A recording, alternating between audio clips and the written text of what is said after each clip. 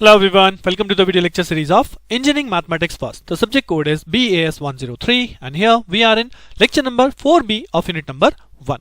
So पिछले lecture में मैंने आपसे बात की थी रैंक ऑफ द मैट्रिक्स कि अगर कोई आपको मैट्रिक्स गिवन है तो रैंक कैसे कैलकुलेट करते हैं. Rank means number of non zeros row, और जिसको हमने नॉर्मल फॉर्म में कन्वर्ट करके तब रैंक कैलकुलेट करना सीखा है. राइट इस लेक्चर में एक और क्वेश्चन मैं आप लोगों के सामने डिस्कस करूंगा जो कि बेस्ड है नॉन सिंगुलर मैट्रिक्स पे, क्योंकि यहाँ पे बेसिकली कई बार ये क्वेश्चन पुट अप हो चुका है. पेपर की आपको एक क्वेश्चन दिया था जहां पे आपको two non singular matrix find out करनी होती है विद द हेल्प ऑफ, और उनकी हेल्प से हम ए इनवर्स कैलकुलेट करते हैं, मैट्रिक्स इनवर्स कैलकुलेट करते हैं. तो कैसे कैलकुलेशन होती है नॉन सिंगुलर मैट्रिसेस की, कैसे हम इनवर्स कैलकुलेट करते हैं, जानने के लिए अपना लेक्चर स्टार्ट करते हैं on inverse of a matrix with the help of two non singular matrices. So straightforward मैंने यहाँ पे क्वेश्चन आपके सामने रखा है. क्वेश्चन मैंने लास्ट ईयर पेपर से ही पुट अप किया हुआ है, क्वेश्चन भी आ चुका है कई बार कि if the given matrix A is equal to 3 minus 3 4 2 minus 3 4 0 minus 1 1 then find the two non singular matrices P and Q such that PAQ is equal to I. Then hence find A inverse. यानी कि मुझे inverse find out करना है, but उससे पहले मुझे P और Q दो नॉन सिंगुलर मैट्रिक्स कैलकुलेट करनी है. अब नॉन सिंगुलर मैट्रिक्स यहाँ पे क्या है, ये क्वेश्चन मैं आप लोगों के ऊपर छोड़ता हूँ क्योंकि मैट्रिक्स के बेसिस में मैंने बताया है कुछ बेस, लेकिन हो सकता है ये आपको याद हो या आप सर्च आउट भी कर सकते हैं. So this question is up to you कि आप कैसे फाइंड आउट करते हैं क्या होती है नॉन सिंगुलर मैट्रिसेस. अब यहाँ पे मैथड क्या है ऑब्टेन करने का, तो वो मैथड क्या है, यहाँ पे गिवन है PAQ is equal to I, right, such that PAQ is equal to I. तो हम अपने गिवन मैट्रिक्स A को किस फॉर्म में लिखने वाले हैं, I will write A is equal to I A I, right? This is identity, this is identity, this is A matrix, so I can write in the way A is equal to I A I. अब basically क्या होगा, मैं यहाँ पे elementary transformation apply करूंगा so that this A will convert in the form of I, right? This I will convert in form of P and this I is convert into form of Q. तो so that ये जो हमें यहाँ पे equation दी जाती है PAQ is equal to I, ये आपका फॉर्म हो जाएगा I is equal to PAQ. Right so सबसे पहले स्टेप मैंने आपको क्या बोला, how we can write this given matrix in the form of A is equal to I A I, right. तो given matrix A left hand side पे लिख लिया, I की जगह identity the same size that the A have, तो यहाँ पे 3/3 की I आ गई, A बीच में as it is and this is again 3/3 identity matrix. अब यहाँ पे एक चीज ध्यान रखिएगा कि जो फर्स्ट मैट्रिक्स यहाँ पे आपने चूज करी है इस पे हम अप्लाई करेंगे रो ट्रांसफॉर्मेशन. जितना भी रो ट्रांसफॉर्मेशन आप इस मैट्रिक्स पे अप्लाई करने वाले हैं on the left hand side, वो रो ट्रांसफॉर्मेशन अप्लाई होगा केवल दिस मैट्रिक्स, और जितना कॉलम ऑपरेशन अप्लाई करेंगे वो हमारा अप्लाई होगा ऑन दिस मैट्रिक्स. तो एक मैट्रिक्स जो फाइनली कन्वर्ट होकर आएगी ये P बनेगा, और ये जो दूसरा मैट्रिक्स है ये बनेगा आपका Q, राइट. सो सबसे पहले स्टेप हमने इसे फॉर्मेट में कन्वर्ट कर लिया. नाउ द सेम सीक्वेंस जो अभी तक हमने पढ़ी है वही सेम कहानी फिर से इसमें रिपीट होगी. क्यों, क्योंकि मुझे अपने लेफ्ट हैंड साइड मैट्रिक्स को किसमें कन्वर्ट करना है, I have to convert into identity form. और आइडेंटिटी फॉर्म में कन्वर्ट करने का मतलब हमने क्या पढ़ा था कि सबसे पहले हम इस एलिमेंट को 1 करते हैं, उसके बाद मेन डायगोनल के नीचे वाले एलिमेंट्स को 0 करेंगे, फिर मेन डायगोनल के ऊपर वाले एलिमेंट को 0 करेंगे, राइट. सो वही सेम चीज यहां पे भी स्टार्ट कर रहा हूं. तो सबसे पहली चीज इस फर्स्ट एलिमेंट को यहां पे 1 करना है, जो कि यहां पे क्या दिख रहा है, 3 दिख रहा है. अब इसे 1 कैसे कर सकते हैं, डिवाइड बाय 3, या एक और मेथड भी मैं यहां पे यूज कर सकता हूं, क्या कि अगर मैं इस R1 में से R2 को सब्ट्रैक्ट कर दूं, अगर 3 - 2 करूं तो भी क्या बचेगा, तो भी तो 1 ही बचेगा. So I can apply this operation also, R1 changes to R1 - R2. देखिए मैंने आपको बताया था we are flexible to apply any operation, any kind of operation, but operation rule के अकॉर्डिंग होना चाहिए. जहां पे रो ट्रांसफॉर्मेशन लगना है वहां पे रो ही लगेगा. एलिमेंट्री ट्रांसफॉर्मेशन के अंदर जो हमने इनवर्स निकालना सीखा था वहां रो ही लगाना है, वहां आप कॉलम लगा देंगे तो गलत होगा. अदरवाइज इस फर्स्ट एलिमेंट को कैसे 1 करना है दैट्स योर चॉइस. सो मैं क्वेश्चन में आपको डिवीजन परफॉर्म करके दिखा चुका हूं, इंटरचेंजिंग भी दिखा चुका हूं, that's why I am applying over here R1 - R2. तो जैसे ही आप R1 - R2 करेंगे 3 - 2 क्या बचेगा, यहां बच जाएगा आपका 1, -3 क्या बच जाएगा, ये हो जाएगा 0, और 4 - 4 क्या हो जाएगा 0, यानी कि फर्स्ट रो बिकम 1 0 0. बाकी दो रो में कोई चेंज नहीं है, तो मेरे पास इक्वेशन क्या बचेगी 1 0 0, देन 2 - 3 4, 2 - 3 4 एज इट इज, और 0 - 1 1 as it is, right. Similarly अब क्योंकि मैंने रो ऑपरेशन लगाया है तो रो ऑपरेशन कहां पे लगेगा, ऑन दिस मैट्रिक्स, यानी कि 1 - 0 दिस बिकम 1, देन 0 - 1 तो it become -1, and 0 - 0 it become 0.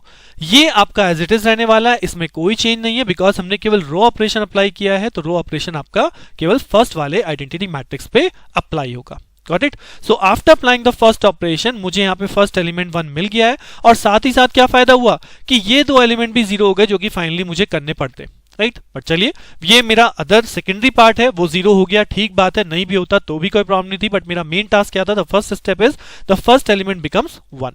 Now what is the next step? Next step होता है कि इस मेन डायगोनल के नीचे वाले जो दो एलिमेंट हैं हम इनको जीरो बनाते हैं। तो एक जीरो ऑलरेडी है, मुझे केवल R2 को जीरो बनाना है, तो R2 पे क्या ऑपरेशन लगा दूं? R2 minus of 2R1। So R2 minus 2R1 operate करेंगे तो R2 में से 2R1 सब्ट्रैक्ट करेंगे तो क्या हो जाएगा? 2 माइनस 2 0, माइनस 3 0, तो यानी माइनस 3 रहेगा। 4 के रेस्पेक्ट में 0 को सब्ट्रैक्ट करेंगे तो भी 4 रहेगा, यानी मेरी इक्वेशन क्या बनेगी? 1 0 0 एज इट इज, R3 भी as it is, 0 minus 1 1। R2 में केवल चेंज हुआ, क्या चेंज हुआ? R2 minus 2R1, so R2 minus 2R1, 2 minus 2 that become 0, बाकी सब minus 3 4 as it is. Similar operation आपको यहाँ पे अप्लाई करना है, यहाँ पे चेंज होगा क्या? R2 minus 2R1, so 0 minus of 2 it become minus 2, 1 minus minus 2 it become plus 2, तो 3 हो गया, और 0 minus 0 that is 0। So row operation हमने इस फर्स्ट मैट्रिक्स पे ही अप्लाई करना है। नाउ अब क्या बचा? अब देखिए मेन डायगोनल हमारा बन चुका है। अब इस मेन डायगोनल के रेस्पेक्ट में हम कौन सा एलिमेंट जीरो करते हैं? दिस माइनस 1 प्लेस हम इसको जीरो बनाते हैं, राइट? हमने ये सीक्वेंस फॉलो करिए। अब इसको जीरो कैसे बनाऊं? तो अगर आप इसको जीरो बनाने की कोशिश करेंगे तो इसको जीरो बनाने के लिए एक स्टेप हमने पढ़ा था कि हम रो के साथ ऐड करते हैं, बट मेरे पास यहाँ पे फ्लेक्सिबिलिटी है, मैं यहाँ कॉलम भी अप्लाई कर सकता हूँ, कॉलम ट्रांसफॉर्मेशन। सो मुझे यहाँ पे सिंपली दिखाई दे रहा है अगर मैं इन दोनों को ऐड कर दूं, क्या कि अगर मैं C2 में ऑपरेट लगा दूं, कितना? C2 plus C3। अगर मैं इस C2 कॉलम में C3 को ऐड ऑन कर दूं तो यहाँ पे माइनस 1 प्लस 1 क्या हो जाएगा? 0 बन जाएगा, यानी मेरा first column 1 0 0 as it is रहा। C2 में ऑपरेट कर रहा हूं क्या? 0 प्लस 0 0, माइनस 3 प्लस 4 ये भी देखिए 1 बन गया, और माइनस 1 प्लस 1 ये 0 बन गया। बाकी C3 एज इट इज रहा, यानी 0 4 और 1, तो ये हमारा बन गया left hand side. Equals to right hand side में आपको इसमें कोई ऑपरेशन अप्लाई नहीं करना, बिकॉज इस फर्स्ट वाली मैट्रिक्स में क्या अप्लाई करते हैं? Row operation. अब की बार लेकिन हमने क्या अप्लाई किया है? Column operation. तो कॉलम कहां अप्लाई होगा? Over this. तो इसका first column as it is, second column को हमने थर्ड के साथ एड ऑन कर दिया, तो 0 plus 0 0, 1 plus 0 1, and 0 plus 1 become 1, and third column remain as it is. तो this is my next step after applying C2 is equal to C2 plus C3। तो आप यहां देख सकते हैं कि हमारा मेन डायगोनल 1 बन चुका है, राइट? मेन डायगोनल के नीचे एलिमेंट 0 बन चुके हैं, मेन डायगोनल के अपर एलिमेंट बचे हैं जहां पे 4 बचा हुआ है, यानी कि अगर मैं इसे दोबारा से लिख दूं तो दिस इज माय स्टेप जहां तक हम पहुंच चुके हैं, और इस स्टेप में अब मुझे केवल इस 4 को 0 और बनाना है। अब 4 को 0 कैसे बनाते हैं ये भी हमें पता है कैसे। अगर मैं R2 में से R2 माइनस 4R3 कर दूं, यानी कि इसे 4 से मल्टीप्लाई कर दिया जाए तो ये 4R3 हो जाएगा, 4 माइनस 4 क्या हो जाएगा? 0। दैट मींस हमारे पास अल्टीमेटली क्या बच जाएगा? 1 0 0। This is the first row 1 0 0, then this is the second row 0 1 0, ये भी 0 1 0 हो जाएगा। Third row as it is 0 0 1, और क्योंकि मैंने रो ऑपरेशन अप्लाई किया है तो कॉलम मैट्रिक्स देखिए एज इट इज लिखी हुई है 1 0 0 0 1 0 0 1 1, केवल यहां पे ऑपरेशन अप्लाई हुआ है। First row as it is 1 minus 1 0, second row में आपने चेंज किया क्या? माइनस 2 माइनस 4 0, यानी कि माइनस 2 ही रह गया, यहाँ पे 3 रह जाएगा, केवल यहाँ पे चेंज आएगा 0 माइनस ऑफ 4, तो ये बन गया आपका minus 4, third row as it is, right? So now after performing these operation, ये जो आपका लेफ्ट हैंड साइड है ये बदल जाता है आइडेंटिटी मैट्रिक्स में, और आइडेंटिटी मैट्रिक्स में जब ये बदल गया तो राइट हैंड साइड की जो दो मैट्रिक्स हैं, ये पहली मैट्रिक्स डिनोट करती है आपका P और दूसरी मैट्रिक्स डिनोट करती है Q। तो this is the answer, find out the two non singular matrix. तो ये आपका आंसर नंबर 1 हो गया, this is the matrix P and this is the matrix Q, right? अगर क्वेश्चन में केवल इतना पूछा जाए, find out the two non singular matrix P and Q such that your PAQ is equal to I, तो these are your answer and your question is finished. But अब हमसे question में A inverse भी पूछा गया था। In the question it is also written that let's find A inverse, right? So PAQ is equal to I से A inverse कैसे लाएंगे? तो A इनवर्स कैसे लाएंगे, इसका प्रोसेस क्या है अब वो देख लीजिए। सो A इनवर्स लाने के लिए मुझे यहाँ पे पता चल गया PAQ is equal to I। अब अगर मैं इसमें दोनों साइड P इनवर्स का मल्टीप्लाई करूं तो P inverse into PAQ is equal to P inverse into I, यानी I से मल्टीप्लाई होकर P इनवर्स ही रह जाता है अल्टीमेटली। तो अब now P inverse into P क्या बन जाता है? ये I होता है, ये भी हमें पता है। Matrix multiplied by it's inverse that become I, तो ये खत्म हो गया, यानी ये हम लिख सकते हैं AQ is equal to P inverse. अब अगर मैं वापस इसमें P से मल्टीप्लाई कर दूं, तो P कहां मल्टीप्लाई हो रहा है? वो P आपका मल्टीप्लाई हो रहा है AQ into P is equal to P inverse into P, यानी हमने AQ में P से मल्टीप्लाई कर दिया, right? So next it become what? It become AQP is equal to I। Got it? So जो हमें PAQ is equal to I था वो हमने कर दिया AQP is equal to I। क्यों? क्योंकि मुझे A बाहर निकालना था, मैं डायरेक्टली यहां से A को बाहर नहीं ले जा सकता। Got it? इसलिए मैंने यहां पे पहले P को बाहर किया तो लेफ्ट हैंड साइड पे A बचा, वो P वापस आ गया इधर, तो अब ये बन गया AQP is equal to I। अब मैं यहां से एक इनवर्स का मल्टीप्लाई करूं तो हो जाएगा A inverse AQP is equal to I into A inverse. So A into A inverse this become I। तो यहां पे आपका बचता है QP is equal to A inverse, यानी कि आपको ये फॉर्मूला याद ही रखना है क्योंकि वहां पे ड्राइव करने की जरूरत नहीं है कि फ्रॉम दिस इक्वेशन अगर हमें ए इनवर्स फाइंड आउट करना है तो what will apply the formula, I will apply A inverse is equal to Q into P. Got it. So ये जो यहाँ पे मुझे Q मैट्रिक्स और ये जो यहाँ पे मुझे P मैट्रिक्स मिला है, अगर मुझे A इनवर्स कैलकुलेट करने के लिए क्वेश्चन में बोला जाए, सो याद रखिएगा A inverse is equal to Q into P। Now you have to multiply this matrix with this matrix, and matrix multiplication I think you know, but फिर भी मैं आपको यहाँ पे एक हिंट दे रहा हूँ, एक रिकॉल करा रहा हूँ कि मैट्रिक्स मल्टीप्लिकेशन कैसे की जाती है। For that I am just writing these two matrix over there. So I have written Q matrix, I have written P matrix. अब इन दोनों को मल्टीप्लाई करते हैं। मैट्रिक्स मल्टीप्लिकेशन कैसे होता है, रो बाय कॉलम, यानी कि रो को कॉलम से मल्टीप्लाई करते जाए तो 1 इंटू 1 इट बिकम 1, उसके बाद 0 इंटू -2 बिकम 0, 0 इंटू 0 0, तो this become my first element. Then row by next column, तो 1 into -1 it become -1, then 0 into 3 0 into 3, तो दोनों ही 0 बनेंगे।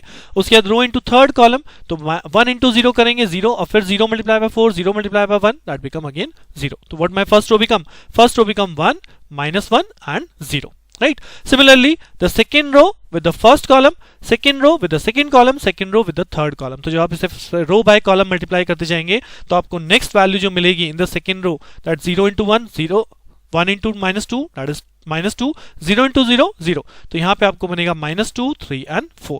सिमिलरली आप third row with first second third column multiply करेंगे and you will got the result -2 3 and -3। तो check कीजिए कि इन दोनों मैट्रिक्स को मल्टीप्लाई करके आप ये ला पा रहे हैं या नहीं ला पा रहे। अगर ला पा रहे हैं तो यही क्या बन जाएगा, यही बनेगा हमारा A inverse, that is 1 -1 0 -2 3 4 -2 3 and -3, right. So ये क्वेश्चन ना तो इसमें रैंक कैलकुलेट हुई है, ना ही इसमें आप ये कह लो कि ए इनवर्स कैलकुलेट तो हो रहा है, बट अगर मैं रैंक की बात करूं तो हम रैंक पे चल रहे थे, रैंक का क्वेश्चन यहाँ पे नहीं है, but most of the time ये क्वेश्चन क्योंकि पेपर पे आया है तो रैंक आपकी कंप्लीट हो गई, एलिमेंट्री ट्रांसफॉर्मेशन आपने सीख लिया। दैट्स व्हाई मैंने ये क्वेश्चन आपको यहाँ पे दिखाया कि अगर आपको दो मैट्रिक्स फाइंड आउट करनी हो, दो नॉन सिंगुलर मैट्रिक्स, और फिर उससे इनवर्स कैलकुलेट करना हो, so what is the procedure. So with this your this topic is now over. अब आप रैंक निकालना या ट्रांसफॉर्मेशन कैसे अप्लाई करते हैं, रो है या कॉलम है, वो आप सीख चुके हैं। अब now next lecture again transformation use होगा, बट टॉपिक आपका बदल जाएगा। टॉपिक में आ जाएगा सिस्टम ऑफ लीनियर इक्वेशन, जिसके लिए हम सॉल्यूशन की बात करेंगे कि लीनियर इक्वेशन को यही ट्रांसफॉर्मेशन अप्लाई करके कैसे सॉल्व किया जाता है, या मैट्रिक्स मेथड अप्लाई करके कैसे सॉल्व करते हैं। तो जानने के लिए बने रहिए मेरे साथ, मिलते हैं नेक्स्ट लेक्चर में। Keep practicing, thank you.